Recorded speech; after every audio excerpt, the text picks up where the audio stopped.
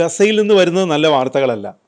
വലിയൊരു കൂട്ടക്കുരുതിക്കായി ഇസ്രായേൽ പ്രധാനമന്ത്രി ബെഞ്ചമിൻ നെതന്യാഹുവും കൂട്ടരും ഒരുങ്ങുന്നു. ലോകം മുഴുവൻ ആശങ്കയോടെയാണ് ഗസയിലെ സംഭവവികാസങ്ങളെ നിരീക്ഷിക്കുന്നത്. ഇസ്രായേലിൻ്റെ ഗസ പിടിച്ചടക്കൽ പദ്ധതിയിൽ US നിലപാടെന്താണ്? പൂർണ്ണമായി US നെതന്യാഹുവിനൊപ്പമല്ല. ഗസയിൽ ഇസ്രായേൽ യുദ്ധം ചെയ്യുന്ന രീതിയിൽ ട്രംപ് ഭരണകൂടത്തിന് ചില വിയോജിപ്പുകളുണ്ടെന്ന് തുറന്നു പറഞ്ഞിരിക്കുകയാണ് US vice president JD Vance. Gaza വിഷയത്തിൽ ഇസ്രായേലിനൊപ്പം തന്നെയാണ് US. എന്നാൽ നെതന്യാഹുവിൻ്റെ പുതിയ നീക്കം US-നെയും അസ്വസ്ഥമാക്കിയിരിക്കുന്നു എന്ന് വേണം കരുതാൻ. വാൻസിൻ്റെ വാക്കുകൾ ഈ സൂചനയാണ് നൽകുന്നത്. ഗാസ നഗരത്തിൽ ഏതാണ്ട് 10,00,000 പലസ്തീനികളാണ് നിലവിൽ അഭയം തേടിയിരിക്കുന്നത്. ഇവിടേക്ക് സൈനിക പ്രവർത്തനങ്ങൾ വ്യാപിപ്പിക്കാനാണ് ഇസ്രായേൽ ഭരണകൂടത്തിൻ്റെ തീരുമാനം. വാൻസിൻ്റെ US സന്ദർശനത്തിനിടെ മാധ്യമപ്രവർത്തകർ ഇതിനെക്കുറിച്ച് ചോദിച്ചപ്പോഴാണ് വിയോജിപ്പുകളുണ്ടെന്ന് വാൻസ് തുറന്നു പറഞ്ഞത്. US സർക്കാരിൻ്റെ 2 ലക്ഷ്യങ്ങളെക്കുറിച്ച് പറഞ്ഞുകൊണ്ടാണ് വാൻസ് തുടങ്ങിയത്. 1. നിരപരാധികളെ ഹമാസ് ആക്രമിക്കുന്നില്ലെന്ന് ഉറപ്പുവരുത്തുക. 2. ഗസയിലെ മാനുഷിക പ്രതിസന്ധി പരിഹരിക്കുക. US-ൻ്റെ 2 പ്രധാന ലക്ഷ്യങ്ങളാണിതെന്ന് വാൻസ് വ്യക്തമാക്കി.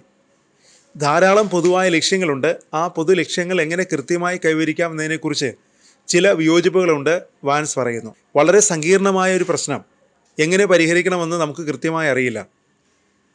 ആ പ്രദേശത്ത് സമാധാനം കൊണ്ടുവരുന്നത് എളുപ്പമായിരുന്നെങ്കിൽ അത് ഇതിനകം തന്നെ ചെയ്യുമായിരുന്നു, US വൈസ് പ്രസിഡന്റ് പറഞ്ഞു. പലസ്തീൻ രാഷ്ട്രത്തെ അംഗീകരിക്കാനുള്ള UK പദ്ധതിയോട് US യോജിക്കുന്നുണ്ടോ എന്ന ചോദ്യത്തിനും വാൻസ് മറുപടി നൽകി.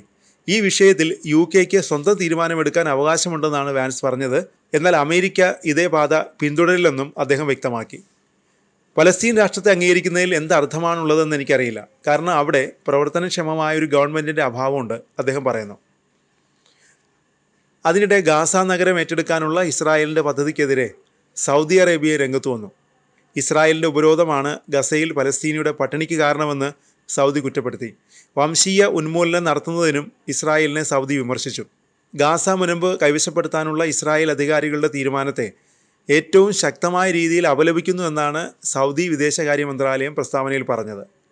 സഹോദരന്മാരായ പലസ്തീൻ ജനതയെ പട്ടിണിക്കിടുന്നതിനെയും ക്രൂരമായ അതിക്രമങ്ങൾ നടത്തുന്നതിനെയും വംശീയ ഉന്മൂലനം പോലുള്ള കുറ്റകൃത്യങ്ങൾ ചെയ്യുന്നതിനെയും ശക്തമായി അപലപിക്കുന്നതായി സൗദി വ്യക്തമാക്കി.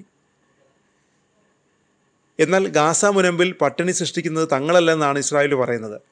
സാധാരണക്കാർക്ക് സഹായം ലഭിക്കുന്നത് തടയുന്നതിന് UN-നെയും ഹമാസിനെയുമാണ് ഇസ്രായേൽ കുറ്റപ്പെടുത്തുന്നത്. ഗാസ പിടിച്ചടക്കാനുള്ള പദ്ധതിക്ക് ഇസ്രായേൽ സുരക്ഷാ ക്യാബിനറ്റ് അനുമതി നൽകിയത് ഇപ്പോൾ വലിയ ചർച്ചയായി മാറിയിരിക്കുന്നു. പ്രധാനമന്ത്രി ബെഞ്ചമിൻ നെതന്യാഹുവിൻ്റെ ഓഫീസ് തന്നെയാണ് ഇക്കാര്യം അറിയിച്ചത്. ഗസയിലെ മുഴുവൻ പ്രദേശത്തിൻ്റെയും നിയന്ത്രണം പിടിക്കുകയാണ് ഇസ്രായേലിൻ്റെ പദ്ധതി. ഹമാസിനെ പുറത്താക്കി സൗഹൃദ അറബ് രാജ്യത്തിന് ഗസയുടെ നിയന്ത്രണം കൈമാറാനും നെതന്യാഹു പദ്ധതിയിടുന്നതായാണ് റിപ്പോർട്ടുകൾ പറയുന്നത്.